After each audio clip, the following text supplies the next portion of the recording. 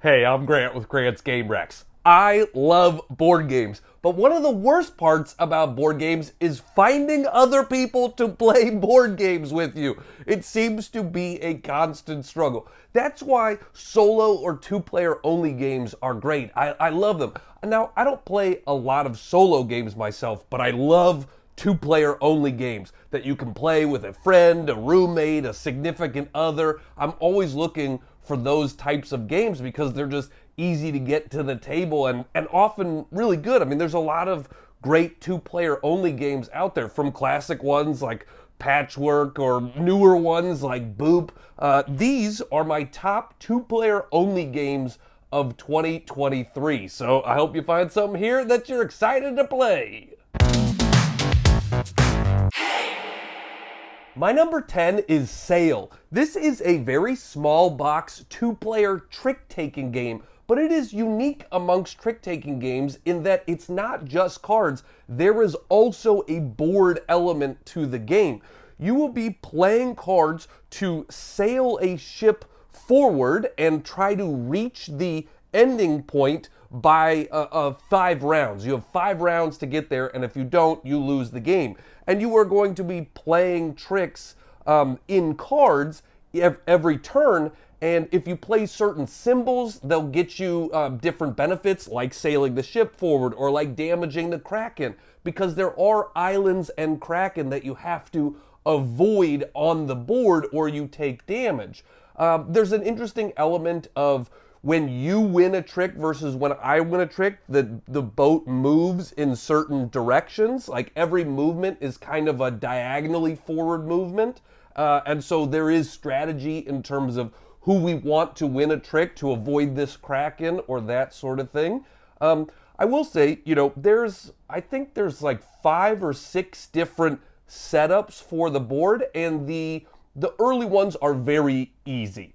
If you have played trick-taking games before, I recommend sort of jumping to one of the harder setups. But once you are there at the harder setups, I find the game really interesting and fun and thinky, and it's just cool to have a board element with a trick-taking game. My number 9 is the game Uncover Me. This is from a small indie publisher, and I don't think a lot of people have heard about it yet. This is a game exclusively for couples. This is a game you want to play with your significant other. I suppose you could play it with somebody else, but when I give you the description of the game, you'll probably understand why I'm saying that. Basically, the way the game works is a scenario comes up, and it's like, my partner whistles at me when I get out of the shower. How do I feel about that? Or anything like that. Basically, just different scenarios. Some of them are intimate and bedroom stuff. Some of them are family stuff. Some of them, they're just all different types of scenarios that might come up in the life of a couple. And then you have to both play how you react to it and how you think the other person would react to it. And then you flip over and you get points if you match. But it's really about the discussion. It's really about the sort of like, oh, really? You'd love that? Okay. You can pick either hate, dislike, neutral, like, or love. And so it does lead to some interesting discussions when you're like, oh, I thought you'd feel neutral about that, but you really love that. That's great. Let me remember that for the future. I just learned more about my partner. I would say of all the games I played this year with my partner, this was probably her number one. This is the game she loved more than any other games. And she's a therapist, so she likes to, talk about stuff. But I just think it's a really good game for couples, a really good game to get to know your partner better. So that's Uncover Me. Number 8 is Match of the Century. This is a bit of a meta game. It is a game about a chess match. It is a game about the sort of 1970s chess match between American Bobby Fischer and Russian Boris Spassky. And so you're not playing chess, you're just playing a game about chess, but there are a few chess pieces like pawns and queens. It's a real fun sort of push and pull card playing game, and every card is dual purpose. They have both a sort of light and a dark side, and so you will be alternating as playing the white pieces or the dark pieces in chess. And so there are 4 slots on the board, and you are playing a card to sort of either win the slot by having more power or intentionally lose the slot and then get a cool special ability from the card you played. And so it's just a really interesting dynamic of like, do I want to win the spot and try to win this game, or do I want to lose this spot intentionally to get this cool special ability and then maybe lose this one small game but then try to win the match as a whole? And if you like, a game like Watergate where there's like a push and pull between 2 different sides and card playing, then I think you'd like Match of the Century. Number 7 is Run. This is a 2-player asymmetric game. If you are a fan of asymmetric games, this game plays very differently in the 2 roles. One is a criminal, a thief, basically trying to flee the crime scene, and the other is the police trying to catch them. Those are the 2 roles. And, the person, there is a bunch of like hidden movement in the game, so we'll both have privacy screens, and we all have really different abilities. The thief has cool, they can go pick up these equipment around the board, and those equipment are going to give them cool special abilities like a grappling hook so they can go from roof to roof. It's going to give them a crowbar so they can break into a building and end up on the other side, and stuff like that. So they're moving around the board collecting these gear and then trying to find the stash house, trying to get to the stash house. Whereas the police character is just trying to find them on the board. You're trying to find them and hit them twice. If you can hit them twice before they get to the stash house, you win. But you have a helicopter, and so you are not blocked by buildings or things like that. You could just sort of fly along the rows and columns, flip over some of your tiles, search, you could say, I want to know about all of row D, and then they'll have to tell you if they're in row D, and you're like, okay, I've narrowed them down and I'm trying to figure out where they are. So it's a really fun, quick playing 2-player asymmetric game. Probably plays in about 30 minutes. So that is Run. Number 6 is Kapow. This is a crazy fun, just dice rolling game. Quick playing. This is one that plays in 20 or 30 minutes, and you are just rolling fistfuls of dice and punching the other player. You're just a 2-player head-to-head combat. But there are modular dice in the game, like a Dice Forge or something like that, where you are putting new faces onto the dice to sort of, get new special abilities and stuff like that. And there's a lot of different things you could do. There are different attack abilities. There are different defend abilities. So you'll be rolling all of your dice behind a privacy screen, and then based on the faces that you roll, assign them to different things. You're like, okay, this turn I'm going to try to do this punch, and I'm going to try to do this block, and I'm going to try to do this thing, and then you reveal and just hit each other. And it's really fun to upgrade your dice, to roll a bunch of dice and just assign them and hit the other player. Kapow is a fast-playing, dice-rolling game. Number 5 is General Orders World War II. This feels much bigger than the box. This is a small box game but has real deep strategy to it. It is a war-themed but a light war-themed game where you are doing a bunch of worker placement and area control. It's by the same people that did Undaunted, which was also a sort of more accessible war-themed game, and this is kind of, in that same vein. You are placing down workers to advance your troops or to add reinforcements onto the board or get cards that give you cool one-time special abilities, and the game plays in over 4 different rounds, and you are either trying to eliminate your opponent from their base or hold the most center spots for points at the end of 4 rounds. And so it feels very strategic, but it plays, decently quickly. You can play it in 30 minutes, and it's one that I want to play a bunch of times because I'm like, oh, I know what I did wrong there. I really messed up, and it's all about sort of, can you feint this way and then come in the other way, and how can you do cool things with your troops to outsmart the other player. I really like it as a light sort of worker placement war game. General Orders World War II. Number 4 might be the biggest surprise on this list for me. Kinfire Delve Vainglory's Grotto. This is from Incredible Dream Studios, and they released Night's Fall, Kinfire Night's Fall this fall, and it's a big box campaign game, but they created a whole world for that game. Well, this game is in that same world, but a much smaller box. This is a small box card and dice game, but it's just really unique and fun. You are delving through a deck. There is a deck of cards, and you are basically trying to get to the bottom of that deck and then fight the big bad guy to win. And you are doing it by playing cards to attack certain cards out on the board, and then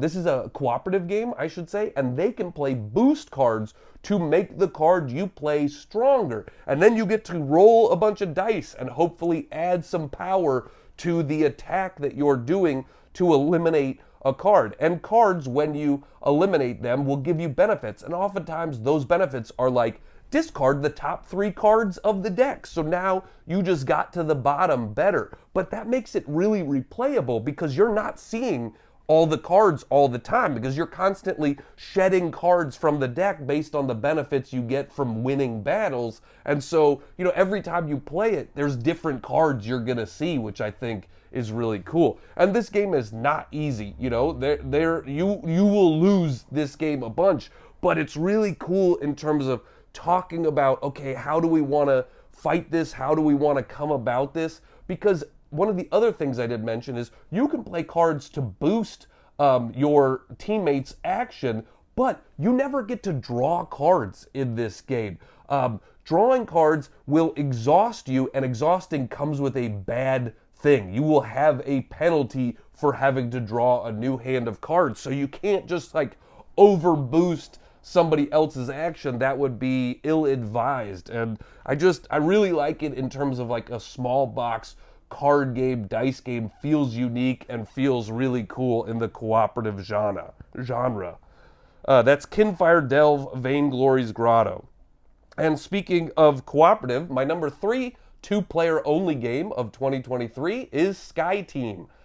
This is a game where you are playing as a pilot and a co-pilot trying to land a plane. And you are doing that by rolling dice behind a privacy screen and then assigning those dice to the shared board. And you're trying to do things like keep the wings level, or you're trying to do things like break the plane as you come in for a landing. You are trying to clear the runway of other planes, and it's a really fun, quick-playing, cooperative 2-player game. There's not that many cooperative 2-player games, and so this one stands out in the world of 2-player games and cooperative games to me. And the other cool thing about the game is you can really level it up in difficulty. There are a bunch of these different airplanes that come in the game. So the base game of SkyTeam is fairly easy to beat. I've played it a bunch of times introducing people to the game, and I don't think I've ever lost.